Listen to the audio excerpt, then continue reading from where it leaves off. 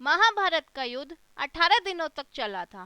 युद्ध खत्म होने के बाद कुरुक्षेत्र के मैदान में चारों तरफ खून से लथपथ सैनिकों की लाशें, टूटे हुए रथ, भाले तलवार आदि सब पड़े थे और जमीन पर सैकड़ों गिद्ध, सियार और कुत्ते भोजन की तलाश में घूम रहे थे और उन्हीं के बीच बाणों की शैया पर भीष्म पितामह लेटे हुए थे। युद्ध खत्म होने के बाद सूर्य पश्चिम की ओर ढलने ही वाला था। उसी समय सभी पांडव और श्री कृष्ण भीष्म पितामह से आखिरी बार मिलने के लिए आते हैं। श्री कृष्ण पितामह को कहते हैं, प्रणाम पितामह। पितामह कहते हैं, आओ देवकी नंदन, आपका स्वागत है। मैं आपके बारे में ही सोच रहा था। श्री कृष्ण कहते हैं, पितामह अब तो मैं आपसे ये भी नहीं पूछ सकता कि आप कैसे हैं। पितामह थोड़ी देर चुप रहने के बाद श्री कृष्ण से कहते हैं, क्या आपसे कुछ प्रश्न पूछ सकता हूँ? आप बड़े सही समय पर आए हो। ये शरीर छोड़ने से पहले मेरे कुछ भ्रम दूर कर दो। श्री कृष्ण बोलते हैं, कहिए ना पितामह। पितामह कहते हैं, एक बात बताओ कृष्ण, आप तो ईश्वर हो ना? श्री कृष्ण बीच में ही टोकते हुए कहते हैं, नहीं पितामह, मैं तो आपका पौत्र हूँ। पितामह हंसने लगे और बोले,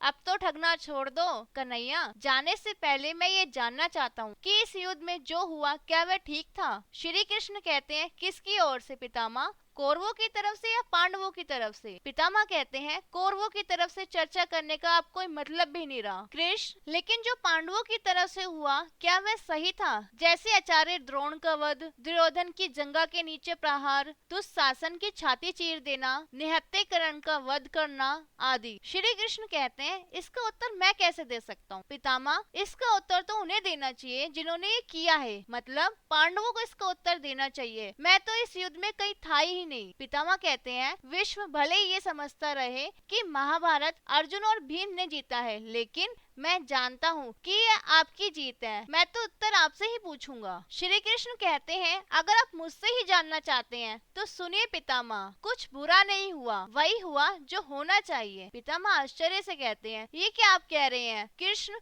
मर्यादा पुरुषोत्तम राम का अवतार कृष्ण ऐसा कह रहा है? युद्ध में छल करना तो हमारे संस्कारों में कभी था ही नहीं, फिर ये उचित कैसे हो गया?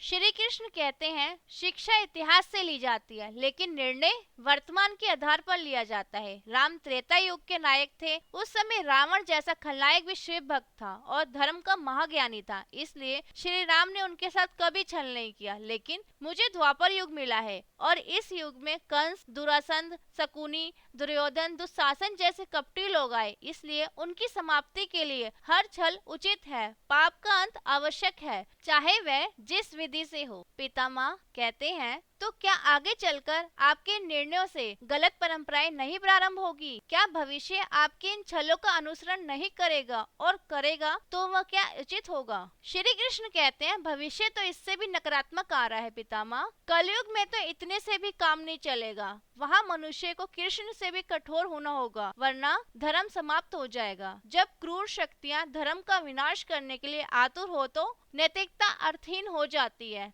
तब केवल विजय महत्वपूर्ण होती है। भविष्य को सीखना ही होगा। पितामह कहते हैं, तो क्या धर्म का भी विनाश हो सकता है कृष्ण? और अगर धर्म का भी विनाश होना ही है तो क्या मनुष्य इसे रोक सकता है? श्री कृष्ण कहते हैं, सब कुछ ईश्वर के भरोसे छोड़कर बैठना भी मूर्खता है। ईश्वर स्वयं कुछ नहीं करता, सब कुछ मनुष्य को ही करना होता है। आप मुझे ईश्वर कहते हैं ना पितामह, तो बताइए मैंने इस युद्ध में कुछ किया क्या? सब पांडवों ने ही किया, ये प्रकृति का नियम है। श्री कृष्ण के जवाबों से भीष्म पितामह अब संतुष्ट दिखाई दे रहे थे और उनकी आंखें धीरे धीरे बंद हो रही थी। सूरज अब ढल रहा था। तो दोस्तों, ये थे महाभारत युद्ध के बाद श्री कृष्ण और भीष्म पितामह के बीच अंतिम संवाद।